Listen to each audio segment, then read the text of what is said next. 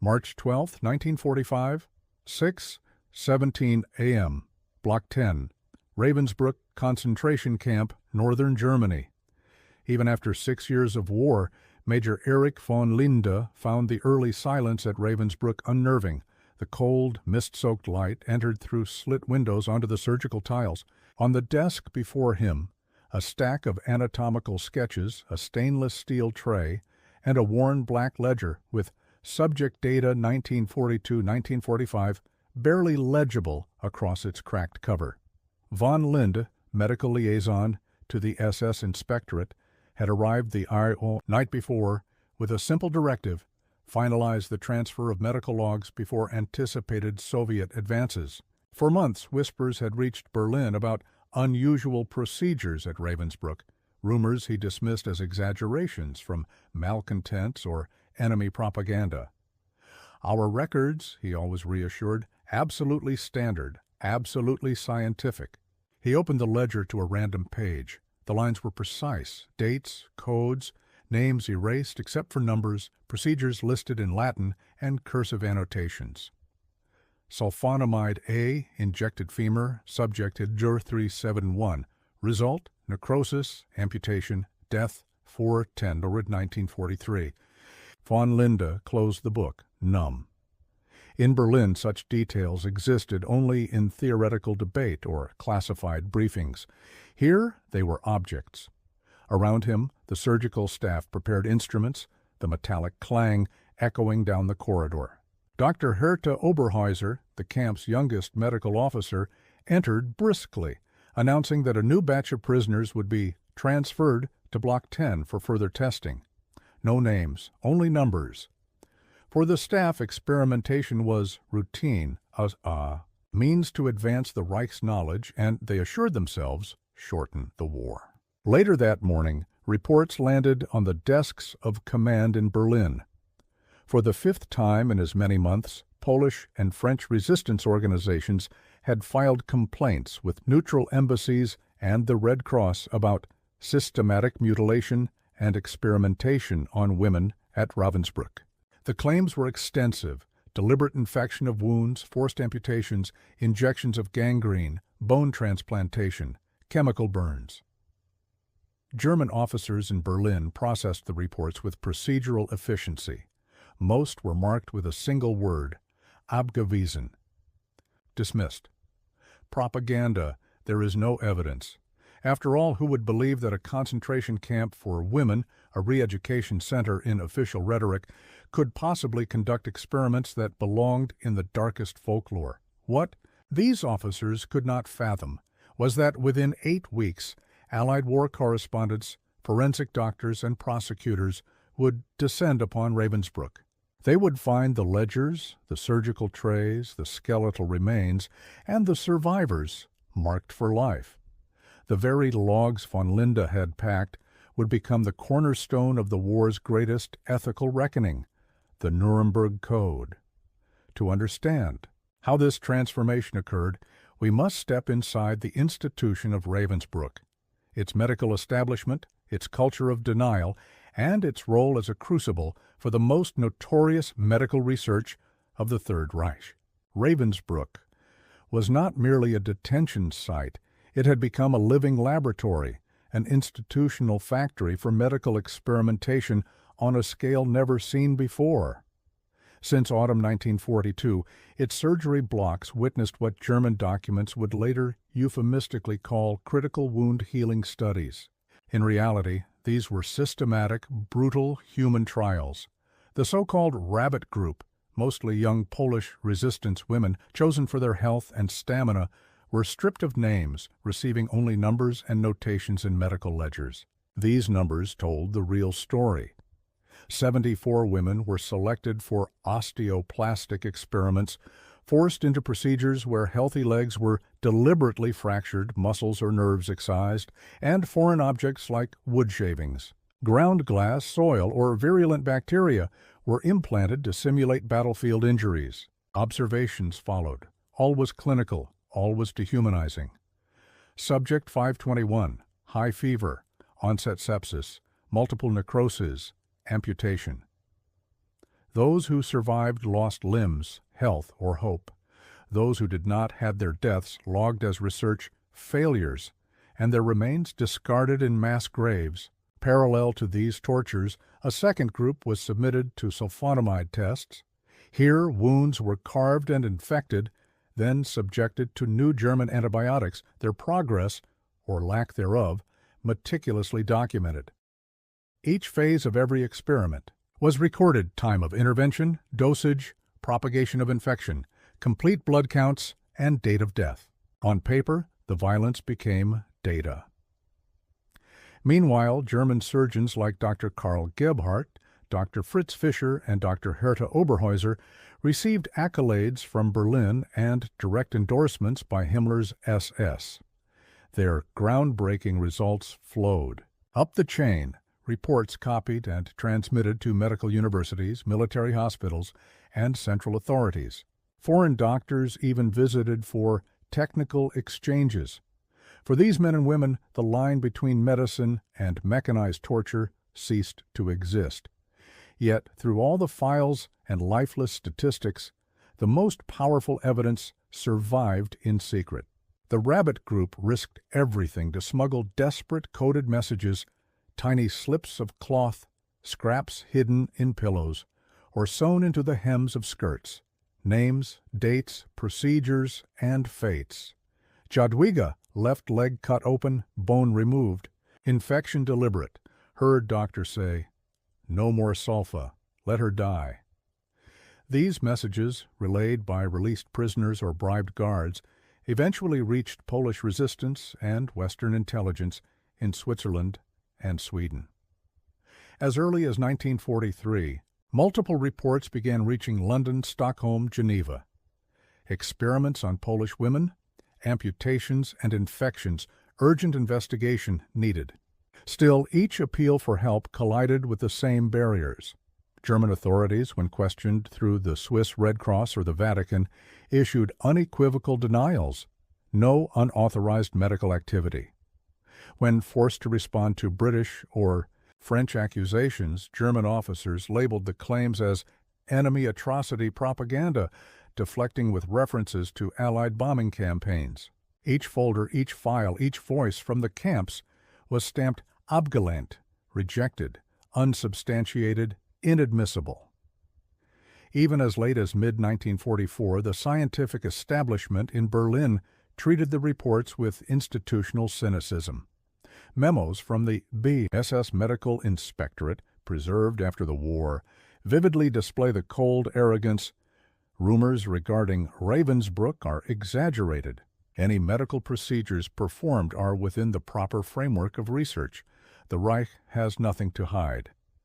What they could not anticipate was what would happen to their nothing-to-hide paperwork when the war began to turn, and when the day would come that the rumors would be not just believed, but proven, with evidence they themselves had produced. In the barracks, hope flickered with news from the outside. Survivors recall huddling by makeshift periscopes to hear snippets of BBC radio, liberations, Allies advance, war criminals. For many, these broadcasts were the only proof that the world still existed outside the camp fences. But for every report that leaked out, dozens of prisoners vanished into Block 10 surgical suite, never returning. In the chaos of April 1945, as the Red Army began to push toward northern Germany, SS personnel at Ravensbrück scrambled to destroy evidence. Ledgers were incinerated, surgical tools buried, and the infamous Block 10 briefly emptied. But a core group of Polish prisoners hid hundreds of experimental records and used medical samples in dry wells, walls, and makeshift cubbyholes. When Soviet and French investigators entered the liberated camp on April 30th, they found not just the living and the dead, but a meticulously created underground archive. The horror of Ravensbrück, for years dismissed in Berlin as merely a women's internment rumor, now became irrefutable. Team after team of Allied investigators, armed with documents, photographs, medical evidence, and living witnesses, confronted the magnitude of what had been denied. Shock moved quickly to action. On May 5, 1945, a joint Soviet, French, and Polish tribunal was established on site to begin compiling material for what would soon become Exhibit WWII at Nuremberg. War correspondents documented the aftermath. Never before has atrocity been so measured, tabulated, and coldly recorded, wrote a British journalist. Field pathologists, stunned by the marked scars, bone loss, and systematic deformities on dozens of young women, compared the medical records to physical wounds. Every entry matched a living or dead victim. For the German officers and bureaucrats who brushed off the first whisperings of experimentation in Ravensbrück, the reckoning was both sudden and absolute. Every folder they had ignored, every message they had stamped dismissed, now formed the backbone of the case that would put Nazi science itself on trial. The full implications would only be realized when these logs, photographs, and testimonies traveled from the ruined wards of Ravensbrück to the courtrooms of Nuremberg.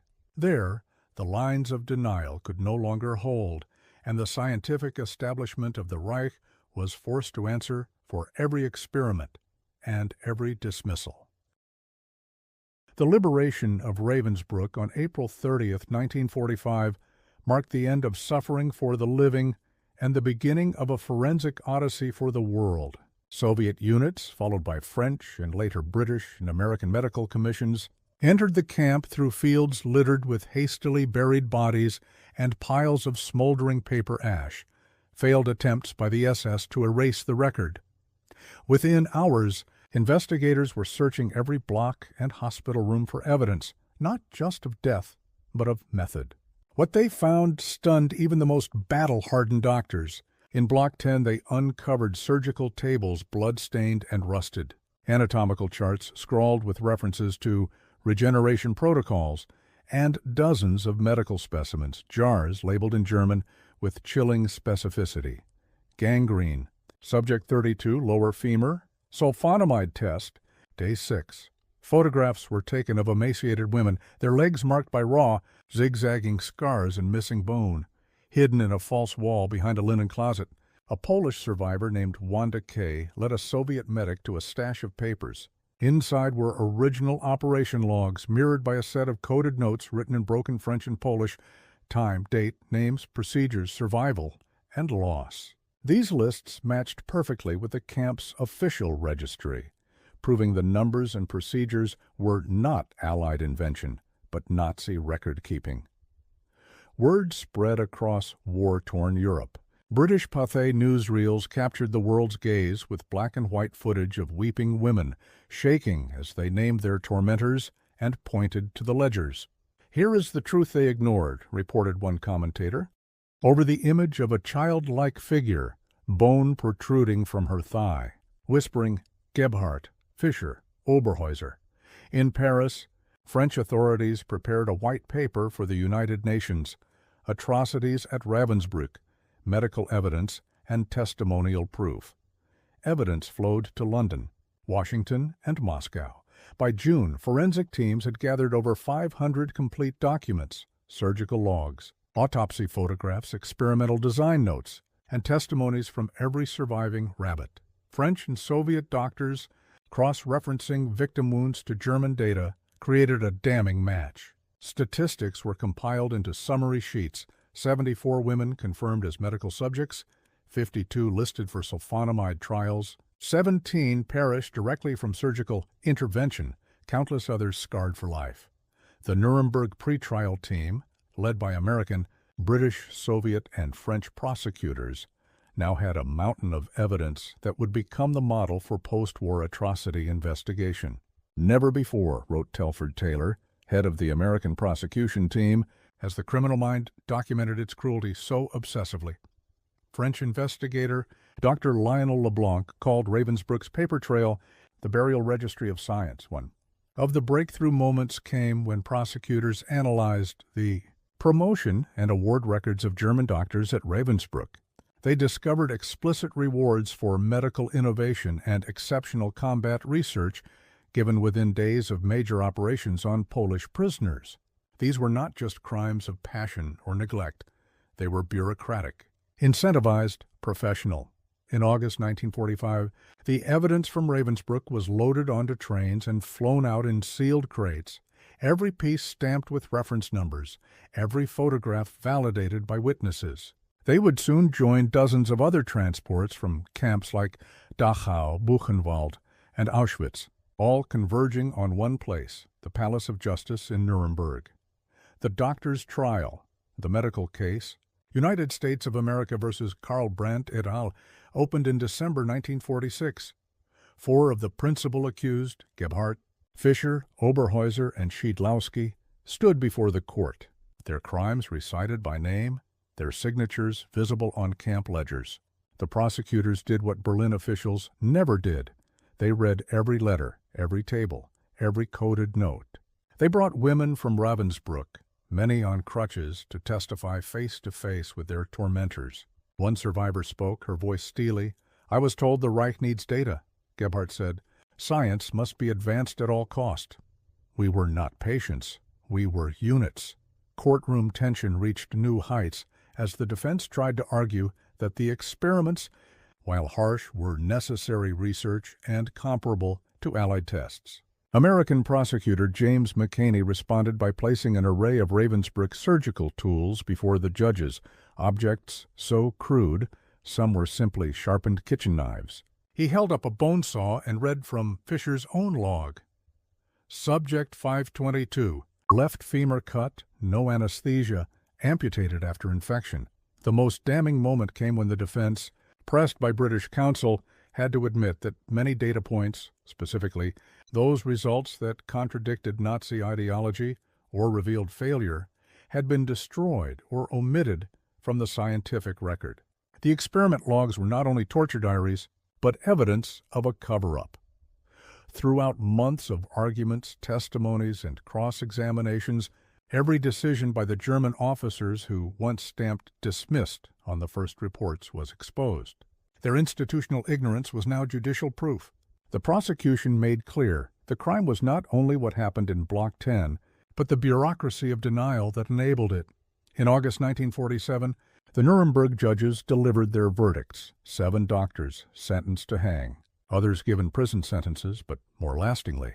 The world received the Nuremberg Code, its core principle, the voluntary consent of the human subject is absolutely essential, was inscribed. Directly in response to Ravensbrück and the litany of other medical horrors uncovered across Nazi Europe, Ravensbrück survivors left the courtroom forever marked. Some would move to France, Britain, or the United States. Others remained in devastated Poland. All carried scars, literal and psychological, that told the story no one could dismiss again. The evidence that German officers had ignored was now public, indivisible, and immortal. The age of denial was over. The age of ethical reckoning, the era of the Nuremberg Code, had begun. The Nuremberg Doctors Trial did not end with a single gavel strike. Its consequences rippled outward, reshaping the foundations of research, medical law, and public trust. As headlines around the world declared, "Judgment on Cruel Science," the newly formulated Nuremberg Code was translated, debated, and most importantly, tested in real laboratories, wards, and courtrooms. In Germany, the revelations of Ravensbrück triggered a collective reckoning. For months after liberation, the camp's ruins were picked over by teams of Allied prosecutors, pathologists, and later by survivors themselves, searching for loved ones or evidence of their own tormentors. The extent of administrative complicity became clearer day by day, not just from infamous doctors, but from chemists, statisticians, nurses, and clerks who had signed off on routine protocols. The German Medical Association, after initial silence, was forced to denounce the aberrations of the Nazi era. Yet records show that many senior physicians responsible for the experiments managed to return to private practice or academia by the 1950s. For the survivors, the end of the war meant a new struggle to have their trauma believed, processed, and recognized, not only as singular acts of sadism, but as institutional, policy-driven evil enabled by the denial of officers at every level. Memoirs flooded post-war Europe. often self-published or relegated to small presses, each a testament, each recounting how warnings and pleas for help had been discarded by the gentleman in Berlin. Personal scenes linger. A Polish survivor, Maria Broda, identified her medical records in a British evidence room by the curl of her own hair, clipped before surgery and sealed with a wax stamp. French doctors reviewing files in Paris found matching notches and handwriting in radiographs sent from Ravensbrück for academic review in 1943, unaware they were examining living human experiments. Meanwhile, newsreels and magazines displayed the faces of the condemned. Dr. Gebhardt, photographed with spectacles, solemnly perched, appeared not as a monster, but a civil servant out of place. Dr. Oberheiser, the only female defendant, claimed, "I merely did my duty," words that rang hollow beside the courtroom evidence. Outrage was not confined to Germany. Throughout Europe, headlines asked whether justice was enough. The debates extended across the Atlantic. In Harvard lecture halls, physicians argued bitterly over whether any conclusion from the Nazi studies, however abhorrent in origin, could ethically inform post-war science. Would erasing all results further victimize the dead? Was it possible to ethically sanitize the findings by replicating them under modern rules? The consensus then as now was fractured. Some American and British military scientists quietly referenced Nazi data in classified survival research, only to have their papers buried or redacted decades later. In the 1960s, a Rand Corporation report on hypothermia cited high-altitude freezing data traced directly to uncredited European wartime sources, the institutional language of guilt. At the same time, the search for accountability continued. West German prosecutors in the 1950s and early 1960s reopened branches of the investigation, aided by documents unearthed from captured SS archives and testimony from the Rabbits, the code name for the Polish and French women who had survived as medical subjects. Most notably, the 1956 Ulm Einsatz Commando trial saw surviving Ravensbrück perpetrators called as witnesses against Gestapo officers, their stories threading through a wider tapestry of Nazi administrative evil. But the legacy of denial proved hard to eradicate. Some perpetrators, including lesser-known camp physicians and nurse administrators, reinvented themselves in peacetime medicine. University rosters from post-war Munich and Heidelberg include names that can be traced to archived Nazi medical ledgers, though far fewer than in the 1940s. Decades later, exposés in German and Polish media revealed former Ravensbrück figures teaching anatomy or publishing papers on pediatric orthopedics, sometimes without ever acknowledging their past crimes. The ethical reverberations shaped not only medicine, but law, politics, and culture. The Nuremberg Code directly influenced the 1948 Universal Declaration of Human Rights, a legacy acknowledged by Eleanor Roosevelt herself, who cited the lessons of Ravensbrück and Buchenwald in her address to the United Nations. In France, courtroom murals in newly established Palais de Justice depicted the triumph of truth over denial, sometimes with subtle references to surgical implements and ledger books as the new weapons of justice. Numbers tell a side of the story, too. Over 130 women survived experimental procedures at Ravensbrück. At least 50 perished as a direct result. Between 1942 and 1945, Ravensbrück's medical registry logged more than 8,000 treatments, many of them coded, but hundreds now confirmed as involuntary experiment entries. Of the 23 doctors tried in Nuremberg, 4, Gebhardt, Oberhäuser, Fischer, Schiedlowski, faced evidence involving Ravensbrück. 7 were sentenced to death across all concentration camps. More than 7,000 documented victims of Nazi medical testing were identified by name by 1952, just a fraction of the likely total. Meanwhile, the Rabbit Group, the survivors whose courage and documentation broke the wall of denial, became powerful moral witnesses. By the late 1950s, many had emigrated to the United Kingdom, United States, Canada, or remained in Poland, forming survivor networks. Every year, on the anniversary of Camp Liberation, they held vigils recounting not only their pain but their determination to never let the world look away again. Their voices reached into classrooms, legal seminars, and the gathering halls of international research conferences. Survivor Jadwiga Zido addressed medical students in Paris in 1967, holding up a copy of the Nuremberg Code and telling her audience, "This is why you ask for consent. This is why you never trust the silence of authority."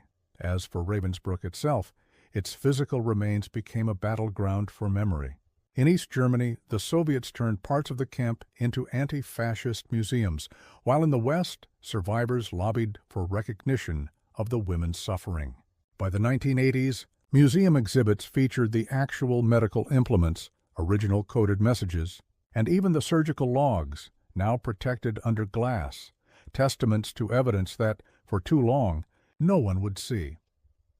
The Nuremberg Code's legacy was a living chain reaction, transforming not just medicine, but global consciousness, raising new barriers against denial, and inspiring debates every time a research protocol, patient chart, or ethical dilemma landed on a doctor's desk. The world could never again say, "We did not know." The line between science and atrocity had been redrawn, and the memory of Ravensbrück ensured it would remain visible, generation after generation. In the chilly spring of 1957, 12 years after the Allies liberated Ravensbrück, the town square outside the old camp gates filled once again with voices. But this time, the voices belonged not to guards or prisoners, but to journalists, students, and a new generation of German citizens coming face to face with their patchworked history. It was the opening of the first major public memorial at Ravensbrück. Among the gathered crowd, survivors from the Rabbit Group walked arm in arm with their daughters and sons, clutching fading photographs, personal relics of a time when the world had chosen not to listen. Their speeches that day did not simply recount scars and statistics. Instead, they described the slow, grinding fight for recognition in a society that, eager to bury the past, often treated Ravensbrück as an embarrassing wound, best covered, best forgotten. "We screamed in vain in the 1940s, said Jadwiga Zido in a trembling voice, and too many screamed only in their sleep when it was over. Polish, French, and Dutch survivors laid out not only the trauma of surgical experiments, but the secondary wounds of bureaucracy and apathy in post-war Europe. For every article that chronicled the triumph of justice at Nuremberg, a dozen local newspapers minimized or dismissed the camps as Soviet exaggeration or enemy encampments. The struggle for justice, real, continuous, and moral, would prove as complex and cyclical as history itself. In the courts, prosecution after prosecution, sometimes held decades later, sought to bring the architects of Ravensbrück's medical horror to justice. By the late 1960s, West German authorities had reopened investigations into several doctors and nurses who previously evaded judgment. Trials drew crowds, but outcomes frustrated many. Statutes of limitations, missing witnesses, and political sensitivities all impeded the process. Some accused, like Dr. Oberhäuser, served short terms before resuming lives as physicians, while others vanished into East German obscurity. These legal frustrations, publicized in headline-grabbing exposés, only strengthened survivors' resolve to testify at every opportunity. They formed international committees, collaborated with historians, and pushed for medical and legal reforms. Meanwhile, the shadow of Ravensbrück reached far beyond German borders. In the United States, the Nuremberg Code became a beacon at a battlefield. The 1960s and 70s saw the emergence of institutional review boards, IRBs, direct descendants of the Code's principles. Yet in 1972, a bombshell hit American medicine. The Tuskegee syphilis study scandal revealed that for 4 decades, hundreds of African-American men had been deliberately left untreated for syphilis as part of a government experiment, without their knowledge or consent. Outrage erupted. Congressional hearings cited the Nuremberg Code. Lawmakers and activists, including icons of the INA civil rights movement, demanded the full realization of promises made in courtroom, 600 civil cases followed in Britain, France, and Japan as survivors of unethical clinical trials and forced sterilizations pointed to the Nuremberg Code as their standard for justice. In Brazil, South Africa, Israel, and Canada, hospital regulators used the code's language to craft strict guidelines for patient rights, medical testing, and biobanking. Though the shadow of German atrocity loomed, the hope that the code would provide a shield, unlike the papers and signatures that once protected Nazi doctors, became a new kind of faith. Yet denial was resilient. In some quarters of post-war academia, voices arose to minimize the uniqueness, or even the severity, of Nazi medical crimes. Revisionists described Nazi medicine as excessive by necessity, or product of war's unique evil, carefully sidestepping the institutional nature of years of calculated experimentation. Conferences in the 1980s and 90s witnessed heated arguments between revisionists, ethicists, and survivors. At one international medical history symposium, a Dutch survivor interrupted a panel to shout, "My shattered leg is not your academic debate. Use your code, don't just quote it." The battle was not only waged in the courtroom or the university. The culture of remembrance, too, became a site of struggle. In East Germany, the Ravensbrück Memorial was adapted into a symbol of anti-fascist resistance, but often sanitized to fit socialist political narratives, downplaying specific stories of women suffering or erasing layers of complexity to highlight ideological martyrdom over medical horror.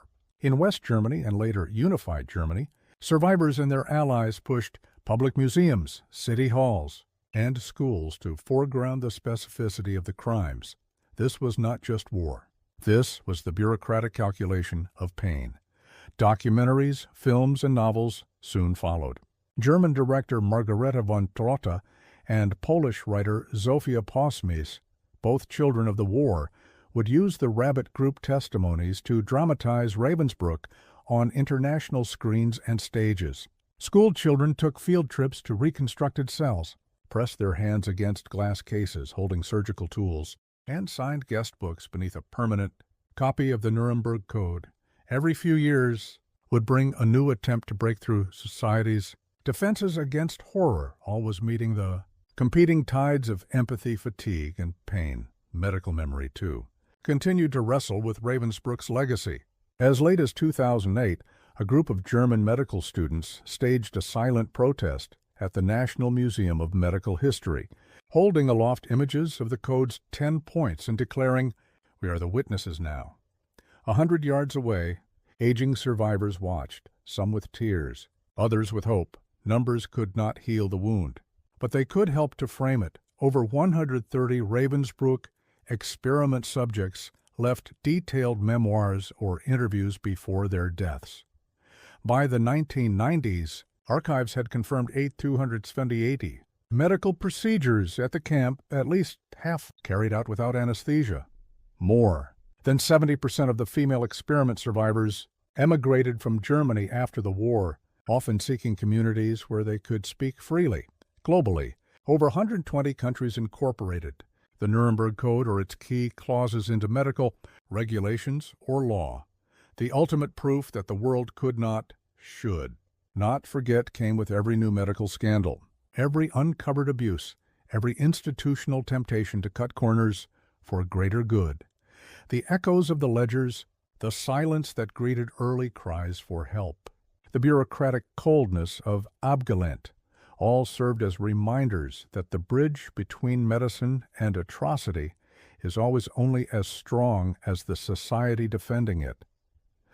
The final test of Ravensbrück's legacy and of the Nuremberg Code's promises lay not only in history books, but in the daily work of doctors, nurses, and scientists, each choosing whether to become, as one survivor wrote, a guardian or a bystander.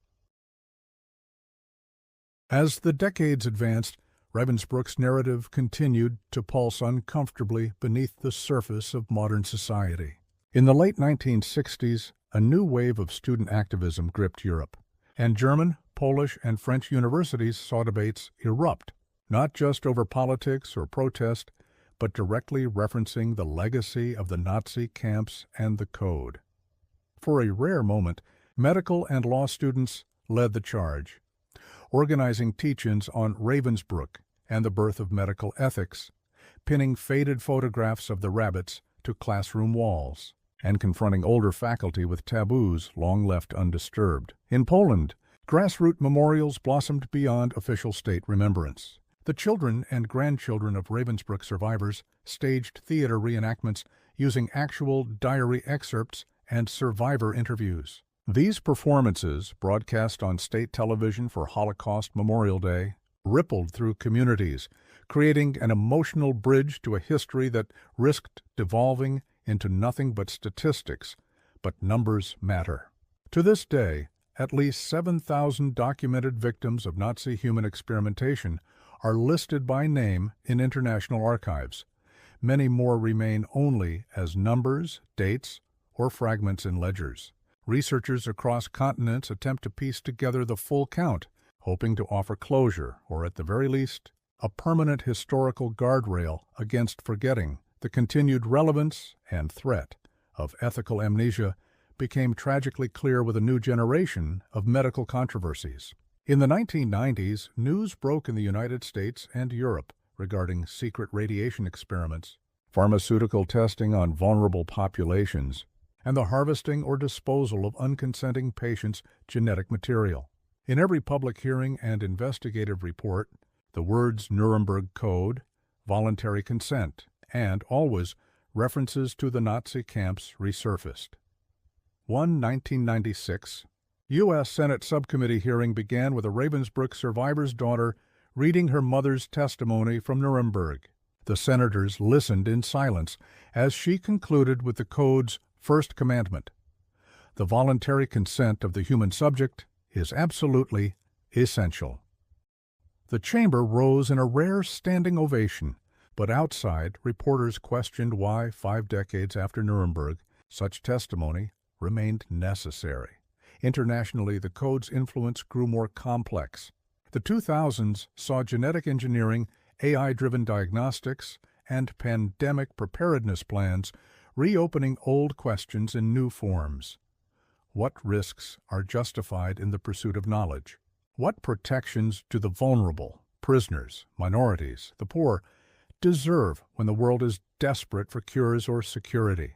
Policy summits cited not only the Nuremberg Code, but invoked the imagery of Block 10 and Ravensbrück, warning that the line between care and cruelty can blur quickly and silently if vigilance falters.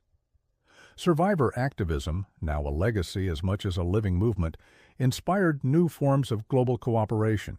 International code vigils sprang up on the Nuremberg anniversary, marked by faith leaders, doctors, and former patients, not only at Ravensbrück but also in Johannesburg, São Paulo, Seoul, and Tel Aviv.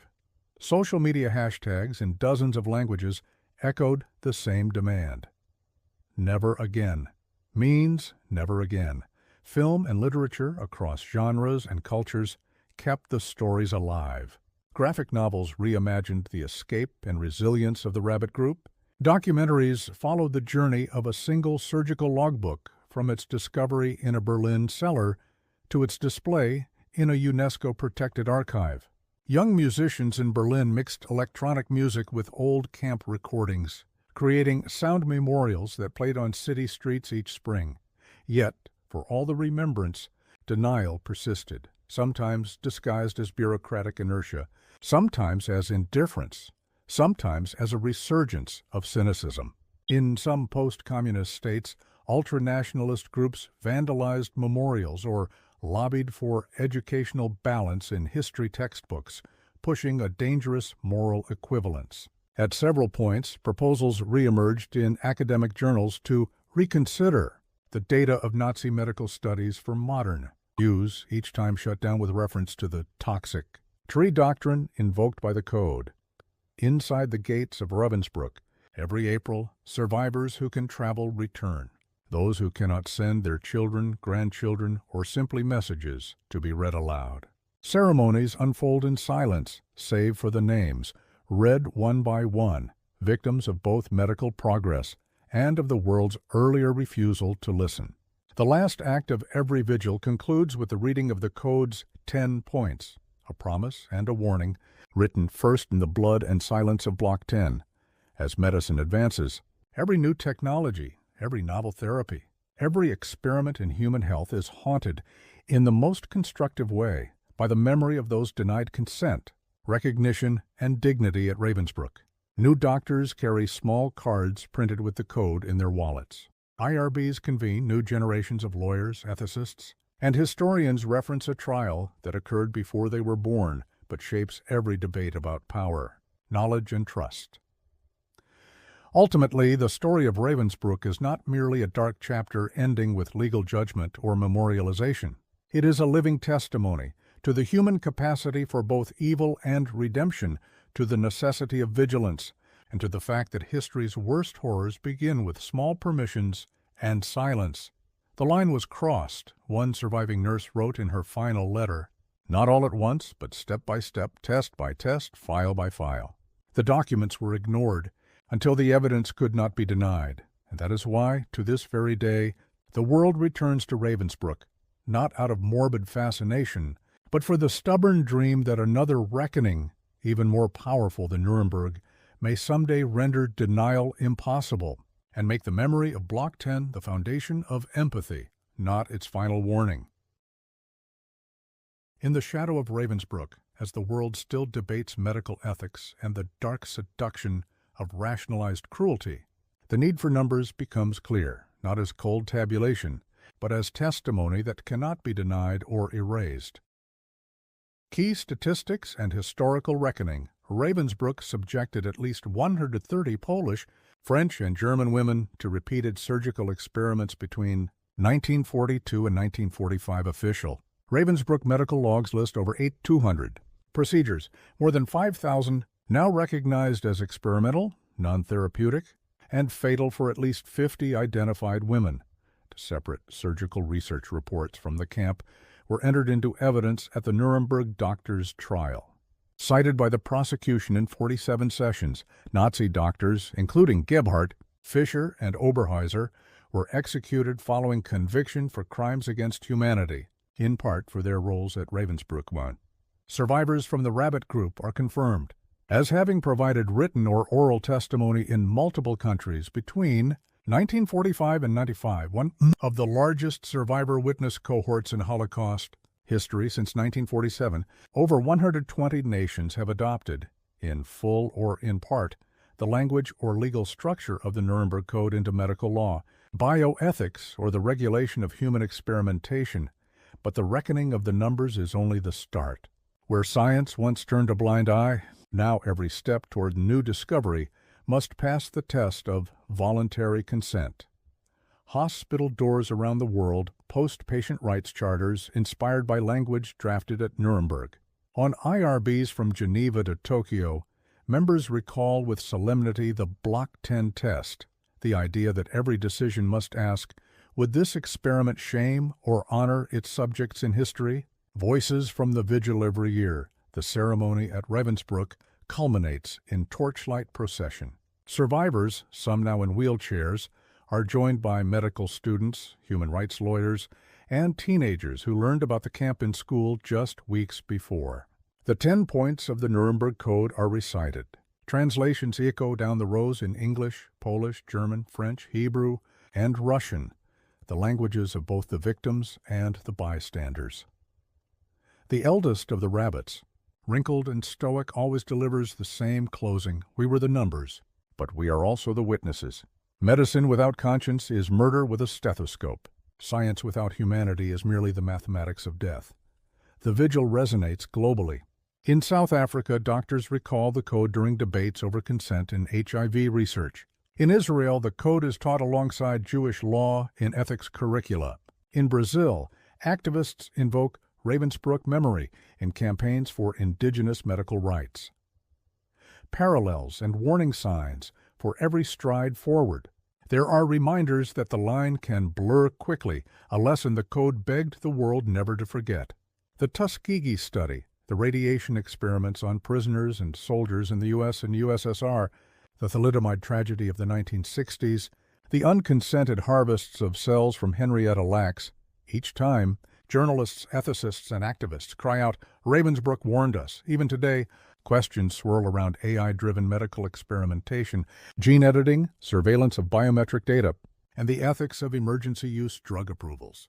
Ravensbrück's legacy and the Code's demand for clear, voluntary consent stand as living proof that unprecedented circumstances can never be an excuse for erasing basic rights.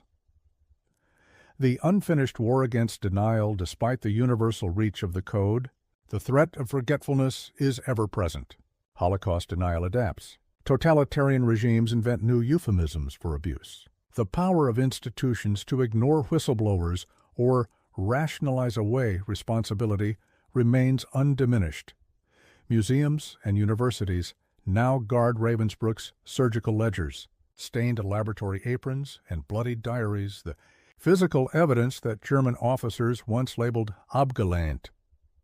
The world's continued access to these records is the strongest shield against the next wave of amnesia. Conclusion: the Code as legacy and duty. In the end, Ravensbrück, Nuremberg, and the Code are not only memory, but mission. Every promise made to survivors demands daily vigilance. Every new technology, every field advance must answer, does this honor the pain and testimony of those who warned us about science without soul?